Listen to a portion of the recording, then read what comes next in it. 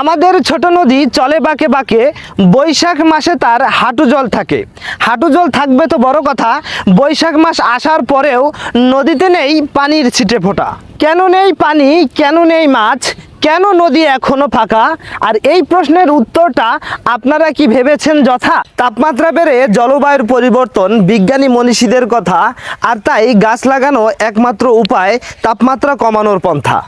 গাছ লাগান বেশি বেশি, পরিবেশের ভারসাম্য রক্ষায় তথা, আর তা না হলে পরিবেশ হবে উত্তপ্ত, বিপদের ঘন ঘটা। গাছ লাগাতে করবেন না অবহেলা, যদিও মনে থাকবে ব্যথা। আর এটাই ছিল আজকের মেসেজ, রিয়েল অথেন্টিক কথা। বুঝলে বুঝপাতা, না বুঝলে হয় তেজপাতা, বুঝলে আলু, না বুঝলে খালু। তাই তো এই গরম সংবাদটা দিতে তাড়াতাড়ি চলি আলু। রেগে যাবেন তো হেরে যাবেন, চুপ থাকবেন জিতে যাবেন, আর মাঝে মাঝে ঘুরতে যাবেন, মজার মজার খাবার খাবেন। এই যে মাঝে মাঝে ঘুরতে যাবেন, মাঝে মাঝে ঘুরতে গেলে আপনাদের কি থাকতে হবে সতর্ক।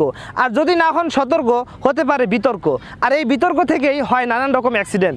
আপনারা একটি নিউজ দেখেছেন অবশ্যই, ঢাকা চিড়িয়াখানায় একটি হাতির কবলে একটি বাচ্চা শিশু কিভাবে নিহত হয়। তাহলে আপনারা যখন ঘুরতে যাবেন তখন কি আপনাদের এই যে ছোট ছোট বাচ্চাদের আপনাদের সেফ জোনে রাখতে হবে, হাতের নাগালে রাখতে হবে।